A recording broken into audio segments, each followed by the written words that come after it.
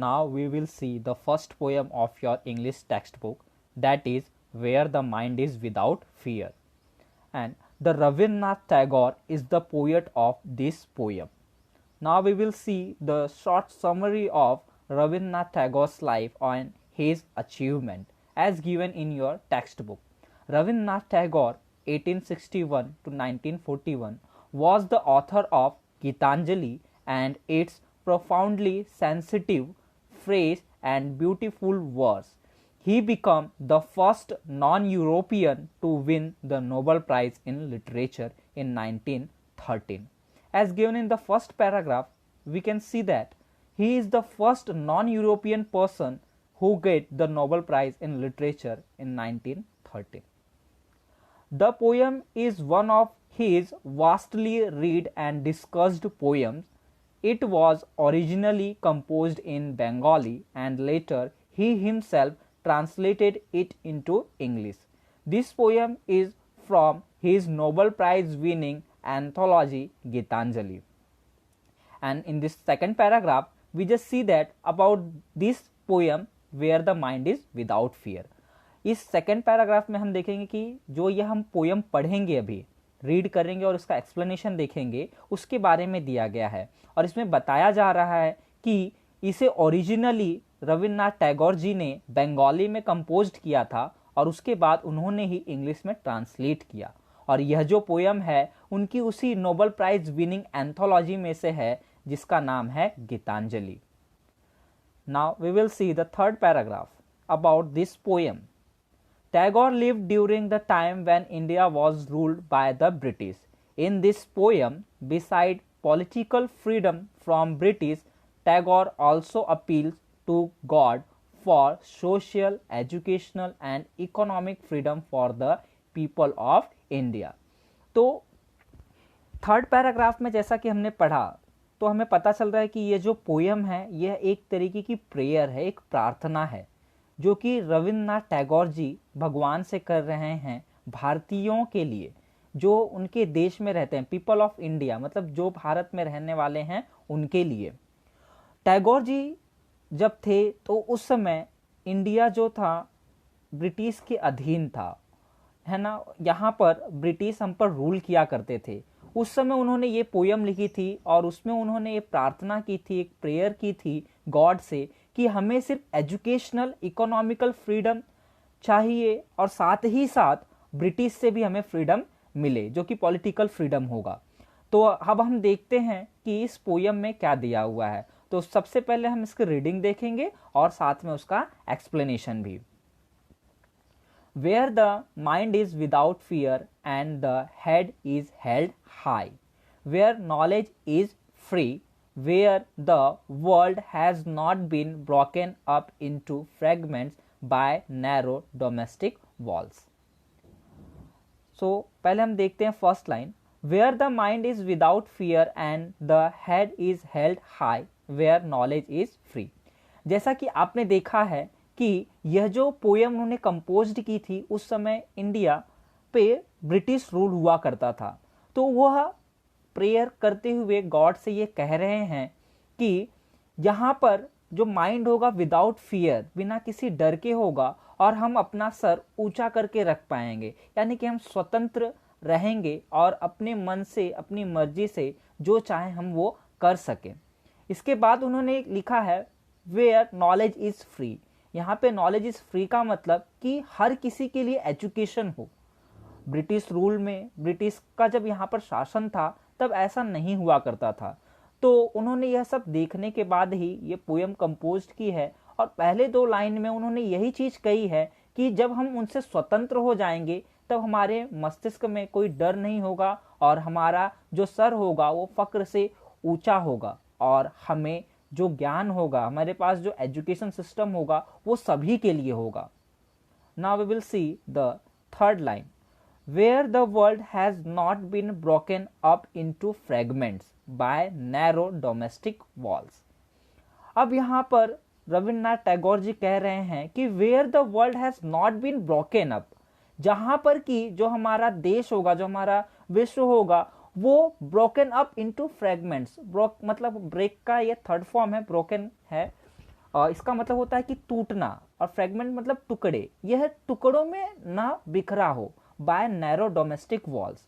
देखो नैरो मतलब सकरा, डोमेस्टिक मतलब कि घरेलू, वॉल्स मतलब दीवारें। लेकिन यहाँ पर जैसा कि आप लोग जानते हैं कि पोएट्स हमेशा फिगर ऑफ स्पीच यूज करते हैं, जिसमें लिटरल मीनिंग कुछ और होती है और एक्चुअल जो मीनिंग होती है, जो पोएट हमें बताना चाहता है, वो कुछ और होती है।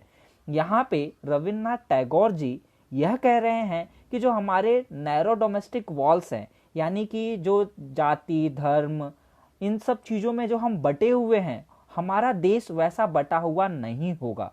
जैसे कि हम देखते हैं कि कोई हिंदू है, कोई मुसलमान है, कोई सिख है, ईसाई है, तो अगर हिंदुओं में भी हम देखते हैं कोई ब्राह्मण है, कोई क्षत्रिय है, कोई शूद्र है, तो कोई और नीच जाति का है, तो उन सब चीज़ों में हम बटे हुए ना रहें, ऐसा रविन्द्रनाथ टैगोर जी प्रार्थना कर रहे हैं भगवान से।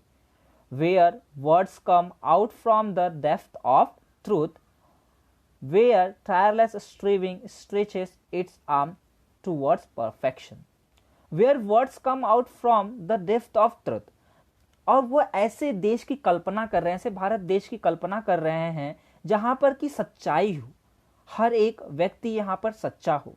और उसके बाद वो कह रहे हैं where tireless striving stretches its arm towards perfection, और जहां पर बिना थके, टायरलेस मतलब बिना थके, अथक प्रयास जारी रहे लोगों का कि वह अपने आप को परफेक्ट बना सके, परफेक्शन की ओर ले जा सके। तो इस तरीके की कल्पना कवि कर रहे हैं उस समय जबकि भारत ब्रिटिश के अधीन था। Where the clear stream of reasons has not lost its way into the dreary desert sands of dead habits.